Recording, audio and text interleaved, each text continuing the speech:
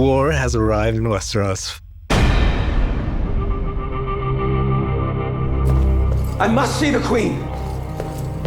Rhaenyra discovers that Aegon is alive, and it's quite a shock to her. Suddenly, her world is turned upside down. The thing that really gut punches her is this idea that it's being touted as this Arthurian, Christ-like resurrection that shows that he's meant to be the chosen one. The Song of Ice and Fire, the prophecy, all of that is meaningless because now the Faith have this male claimant that they can raise up. Rhaenyra has struggled with it all season long, but she's realized at the end she finally has to just become Daemon Targaryen, essentially, if she wants to win this war, and now she's going to fight this to the very end.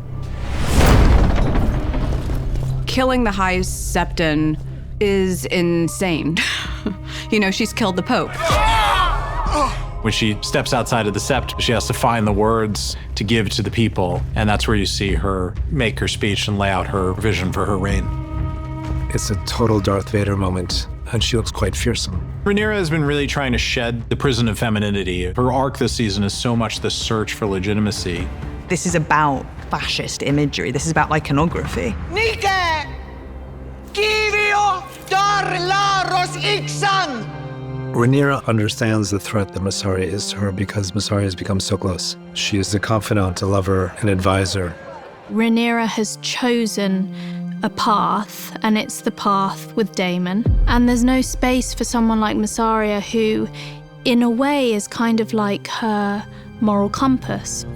It's really disturbing for Mysaria. There's real shock and guilt, actually, because suddenly here's this person who is a fascist that I helped to raise up, which is completely against all my beliefs. Darren's looking out at the townsfolk, and he is worried this battle, which is in his name, is going to affect these families.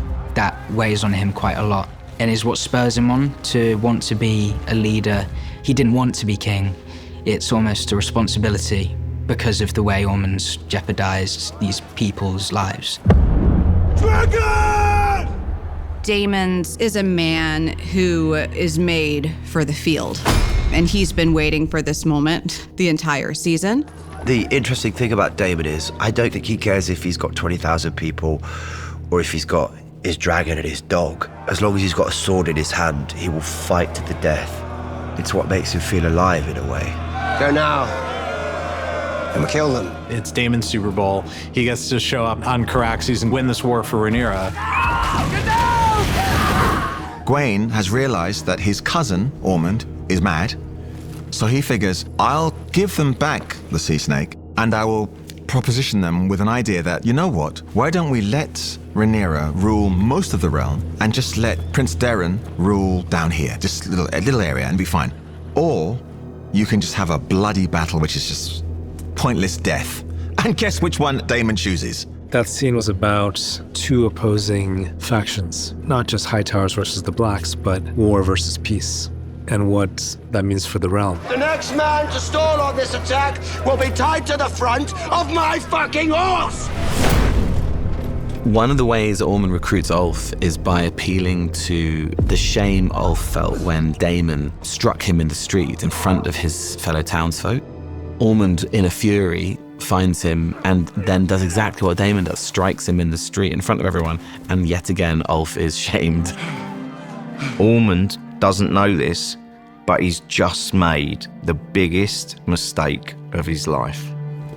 The whole battle spins on a dime, all because one man felt embarrassed. The power of shame. It's amazing. You can have all these huge, big armies, big set pieces, and the thing which really dictates the story is something so small and domestic. I'm burning you lot, and you, I'm burning you lot too.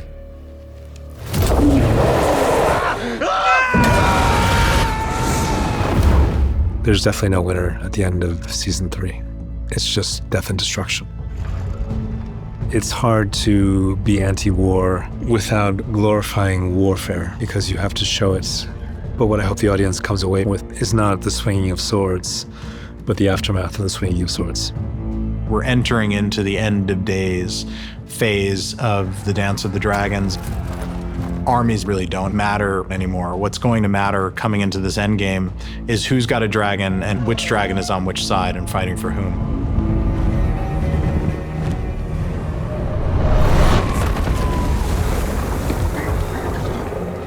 When Aemond discovers that his brother's alive, it's a moment of total disbelief.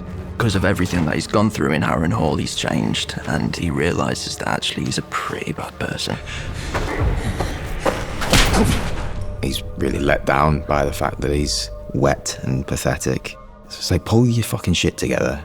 Get on this dragon with me and we're going. He's torn between Alice, the new life that he envisioned for himself, and going back to the past to his brother, Aegon. And those two loyalties and which one he chooses, I can't wait to see. The opposition have got more artillery now, so he's looking forward to engaging in full nuclear war. Revenge, revenge, revenge. Helaena sews this beautiful tapestry in which we find an image of herself falling. Helena's draw is nature in the outside world, so there is poetry in the fact that she genuinely throws herself into the world. Helaena has realized that she's a prisoner in an inescapable prison. Even if she does get out, so to speak, she never really will be out. She's carrying the king's heir. That child will be either a pawn or be taken from her and killed so that it can't make a claim to Rhaenyra's throne.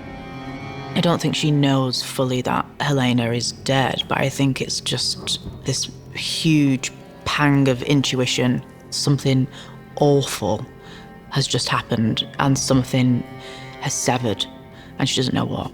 It's a magic going out of the world when a Targaryen dreamer dies. As rare as the dragons are, the dreamers are even rarer, and now to know that we're going forward without one of these in the line spells a certain darkness for the days to come for the Targaryen dynasty.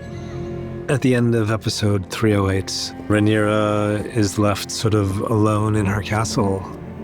Rhaenyra begins the season doubtful of her rightness. And I think by the end of episode 8, she is resolute in her wrongness. It's an arc that started with tremendous amounts of hope and ends in darkness and desperation.